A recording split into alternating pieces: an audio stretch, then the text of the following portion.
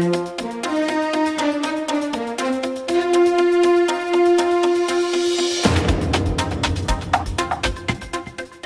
senior minister of Moody Church in Chicago and the author of more than 20 books says pastors should take a balanced approach in leading their congregations in the defense of religious liberty. But the Reverend Dr. Erwin Lutzer says pastors in Houston were right to stand up to the city's lesbian mayor and her dictates surrounding same-sex marriage. He told IllinoisFamily.org News that the recent firestorm helped put a spotlight on how the left is attacking the freedom of Christians to publicly live out our faith. Well, I think that first of all, what we need to understand is that this doesn't come as a great surprise, because whenever secularism begins to gain control, it is not interested in neutrality.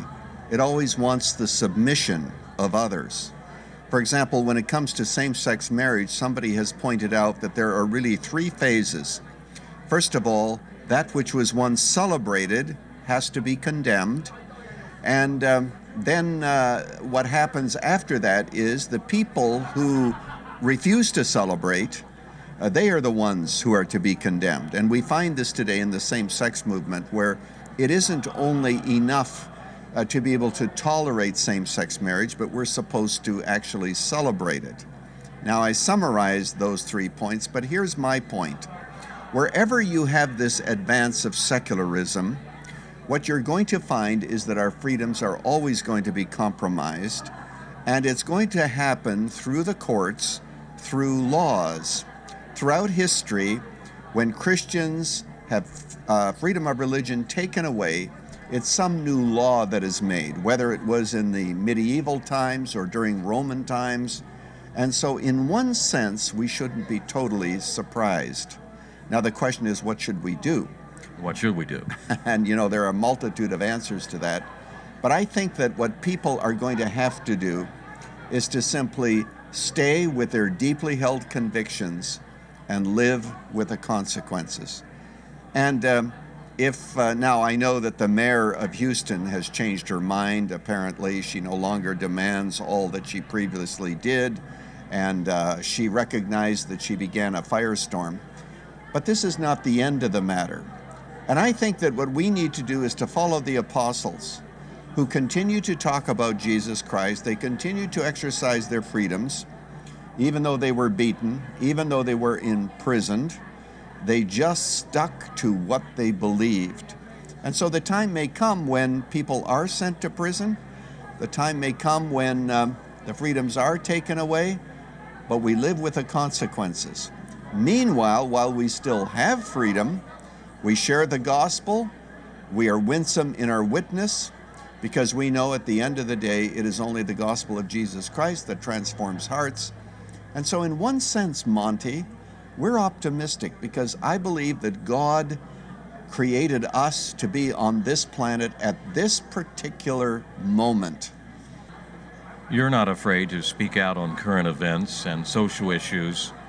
Would you encourage other pastors to do the same? Monte, I've given a great deal of thought to this question. Thank you so much for answering it.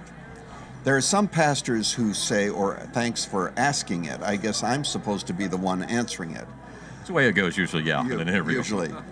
There are some pastors who say, we're going to love everybody, so we're not going to deal with any of these issues, because we don't want to put up any barriers to the gospel. The problem is that in the process, they begin compromising the gospel, in my opinion. Then you have some on the other side, the truth people, who oftentimes are politically aligned, and they politicize the gospel, and they too are wrong. I believe that there is a middle road, and that middle road is redemptive involvement.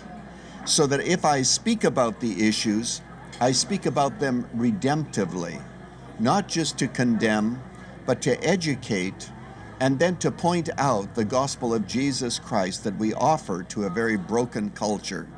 So I believe that it is possible to speak out about these issues, and to do so without unnecessarily alienating people, though there are going to be some who are going to be alienated, but so be it, but to do so with such a sense of personal brokenness, aware of our own sinfulness, that even as we speak about it, people are willing to accept what we have to say.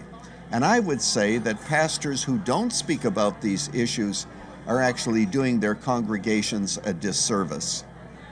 What about the people in the pews? What should they be doing now?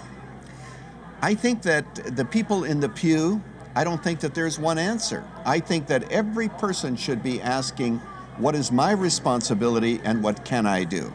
And once you begin there, then you begin to realize one is hospitality. Have your neighbors over and share the gospel of Jesus Christ. There's prayer that can be done. For many people, there will be political involvement, because I think that the people in the pew not only should vote, but I hope lots of Christians get involved in the political process. Run for office. Run for office. But the point is that everyone needs to do something, and each of us needs to ask, what is my role? The problem is this: when there is evil, it's been said that something worse than evil is indifference. And too long, Christians have felt, well, I can't change the culture, and none of us can, therefore I do nothing. That is a huge mistake. Dr. Erwin Lutzer will speak on Islam in America May 7th at Medina Baptist Church in Medina, Illinois. This important event is sponsored by the Illinois Family Institute. To find out more and to register, click the Events tab on the IllinoisFamily.org homepage. And be sure to subscribe to the IFI YouTube channel. For IllinoisFamily.org News, I'm Monty Larrick. This has been brought to you by the Illinois Family Institute, promoting marriage, family, life, and liberty in the land of Lincoln. For more information, go to IllinoisFamily.org.